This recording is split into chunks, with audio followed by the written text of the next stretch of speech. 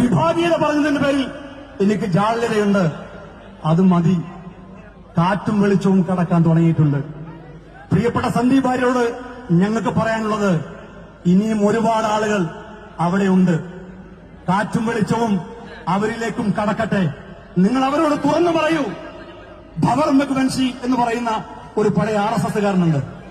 അദ്ദേഹം RSS വിട്ടതിനു ശേഷം ഒരു പുസ്തകം എഴുതിയപ്പോ അതിനകത്ത് ഒട്ടനവധി കാര്യങ്ങൾ അദ്ദേഹം പറയുന്നുണ്ട്. അത് വായിച്ചപ്പോഴാണ് എത്രമാത്രം വെറുപ്പിന്റെയും വിദ്വേഷത്തിന്റെയും പ്രത്യയശാസ്ത്രമാണ് ഈ കൂട്ടർ ഈ നാട്ടിൽ നടപ്പിലാക്കാൻ വേണ്ടി ശ്രമിക്കുന്നത് എന്ന് നമുക്ക് ബോധ്യമായത്.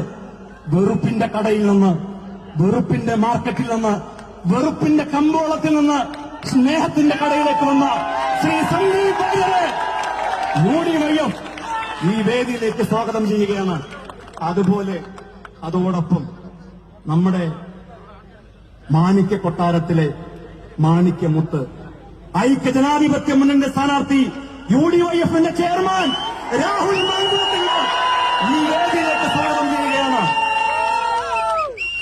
ഒരു MLA എന്ന് പറഞ്ഞാൽ, ഇതുപോലൊരു MLA എനിക്കൊക്കെ എന്റെ മണ്ഡലത്തിലൊക്കെ ഉണ്ടാകണമെന്ന് ഞാൻ ആഗ്രഹിച്ചിട്ടുണ്ട്. എങ്കിൽ ഞാൻ എന്റെ ഓൺലി ഷാഫി പറമ്പിലിനെ ഞാൻ ഈ വേദിയിലേക്ക് സ്വാഗതം ചെയ്യുകയാണ്. ഞങ്ങളുടെ MP ആണ് കേട്ടോ, കോഴിക്കോട്ടെ MP ആണ്.